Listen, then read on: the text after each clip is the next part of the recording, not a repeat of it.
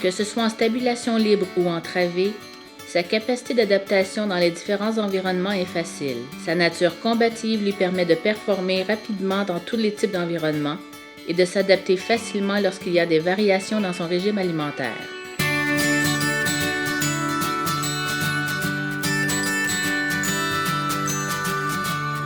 La race Ayrshire, c'est une race qui s'adapte très bien à toutes les situations. Comme nous, on sort 80 vaches dehors à tous les soirs.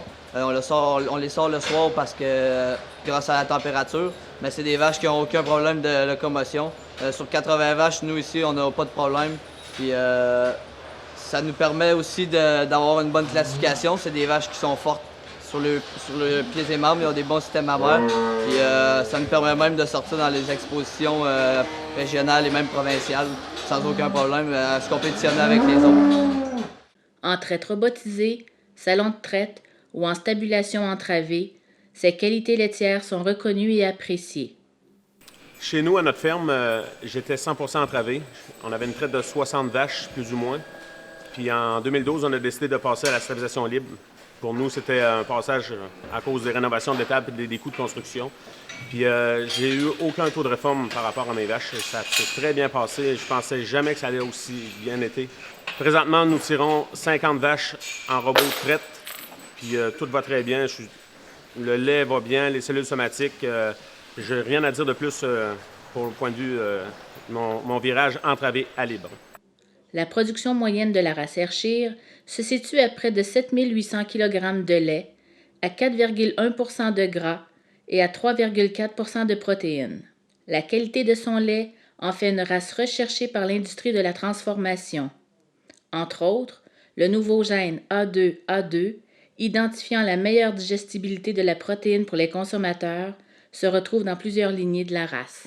On a 65 vaches en lactation, à 8500 kg de lait, à 4,5 % de gras, 3,5 % de protéines, ce qui donne 1,2 kg de gras par vache par jour. Ici, on est très bas en cellules somatiques, on est à 90 000. On reçoit chaque année un certificat de très grande distinction de la Fédération des producteurs de lait, on en est très fiers.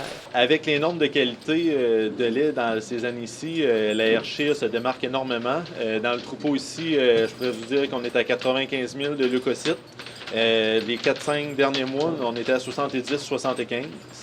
Ce qui fait que cette race est exceptionnelle par rapport à la qualité. Les éleveurs Ayrshire ont, depuis de nombreuses années, cherché à favoriser une vache de grandeur et de grosseur moyenne. La qualité des pieds, ses attaches avant et arrière sont reconnues par tous et sa texture est une grande force. Mais avant tout, c'est la qualité de ses pieds et membres qui donne à la Ayrshire un net avantage. Il facilite ses déplacements, il lui assure une très bonne durée de vie. Pourquoi des Ayrshire? La première raison, c'est que c'est un choix de génération en génération. Mon grand-père, dans son temps, avait des Ayrshire. Il les envoyait au pâturage. Étant donné la région qui est très côteuse, il surnommé la région des coteaux, la vache s'adaptait très bien aux côtes et sa rusticité face aux températures et au relief du terrain faisait en sorte qu'elle s'adaptait très bien. À la ferme, chez nous, nos vaches taries et nos tares gestantes sont envoyées au pâturage. Et c'est côteux, c'est très vallonneux. C'est accidenté, je vous dirais même. Mes vaches, j'ai aucun problème. Même les sabots, je vais dire comme d'aucuns, les sabots se font tout seuls. Non, ça, c'est une petite blague à part.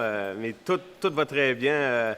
Les vaches s'adaptent très bien. Puis, point de vue de mobilité des vaches dans mon étable, je pense que ça fait un beau mélange des deux. Fait que moi, mes tares, je continue de les envoyer au pâturage ainsi que mes vaches taries.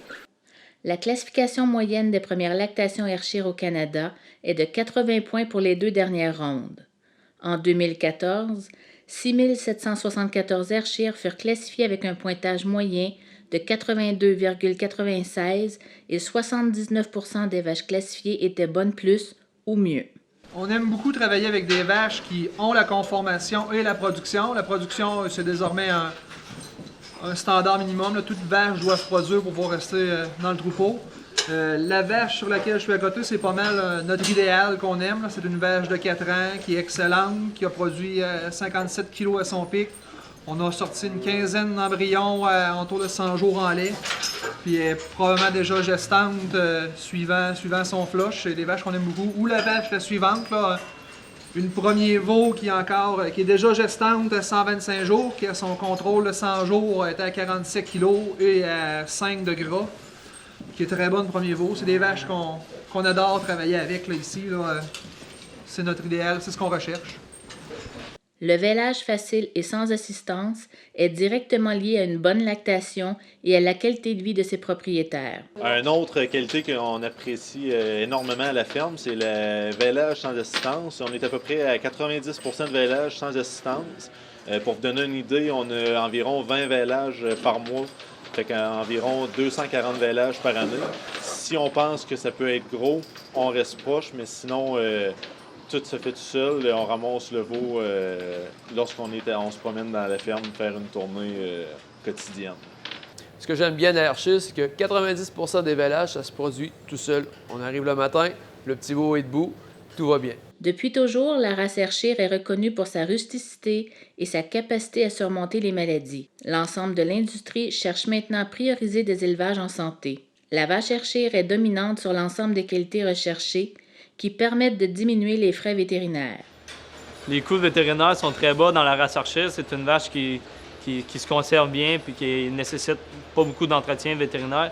Les sabots, quand on fait les taillages 2 fois par année, on n'a presque pas de pansement. C'est une vache avec une bonne qualité de sature, un beau package, mais c'est une vache qui est bien sur ses membres.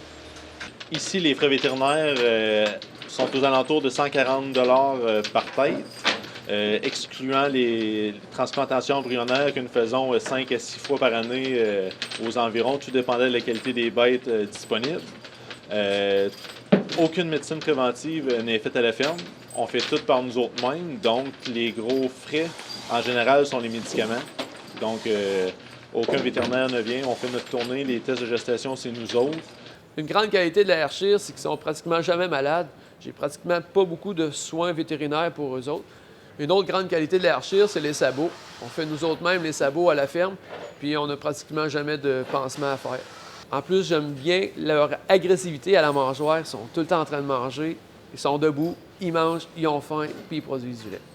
La Hershire possède la meilleure performance en cellules somatiques de toutes les races laitières au Canada, ce qui contribue grandement à la rentabilité des troupeaux. Les normes biologiques font qu'on n'a pas le droit d'utiliser les antibiotiques dans les vaches. La vache Hershire nous le rend très bien puisqu'elle a une très bonne santé du pied et un comptage cellulaire très bas. Les éleveurs Hershire ont adopté un programme de sélection génétique progressiste afin d'améliorer le cheptel. D'ailleurs, l'arrivée de nouvelles lignées dans le livre généalogique a permis d'assurer une diversité génétique et d'atteindre des niveaux de gains sans précédent. Avec l'introduction de taureaux suédois, ça nous a permis de baisser notre consanguinité et augmenter la production génétique dans la race Hershire. Les outils génétiques, comme la génomique, sont des outils essentiels pour beaucoup d'éleveurs. En 2014, la race Hershire avait le plus haut pourcentage d'analyses génomiques effectuées pour sa population de femelles. Ici, environ une cinquantaine de pourcents du troupeau est génotypé. On génotype le 3/4 de nos génisses qui naissent. Ça nous permet de savoir de quelle génisse on va élever, de quelle génisse va servir de porteuse. De plus en plus, nos génisses, on élève carrément de elles et non, on ne sert plus de porteuse. C'est un bel outil pour savoir avec lesquelles qu'on préfère travailler. La génomique, c'est très important pour la race Hershire. Il faut qu'on continue à génotyper le plus d'animaux possible. Dans une petite population, l'importance, c'est d'avoir le plus de femelles génotypées possible pour avoir plus de fiabilité au niveau des épreuves. À la ferme Cochron, le troupeau est 13e au Canada, point de vue IPV. 30 % du troupeau est génotypé et grâce à la génomique, nous avons pu cibler certains individus et faire des récoltes d'embryons et pouvoir augmenter le cheptel de ces individus dans le troupeau. Quand j'ai commencé en élevage, j'avais un objectif à atteindre qui était d'avoir 10 000 kg, 5 de gras, 4 de protéines. Pour y arriver, j'ai travaillé fort sur la génétique et les croisements dans mon troupeau. Avec l'aide de mon conseiller en génétique, il m'a aidé à cibler les meilleurs sujets de mon élevage pour atteindre nos buts. Ce qui me rend fier aujourd'hui, c'est que le troupeau Kamouraska est numéro 1 en IPV au Canada. Ça m'a permis de vendre des taureaux, des sujets, des embryons à l'exportation. Puis en plus, cette année, on a reçu le titre de maître éleveur Hershire du Canada, ce qui confirme qu'on a bien travaillé. La meilleure génétique Hershire est disponible ici et recherchée à travers le monde.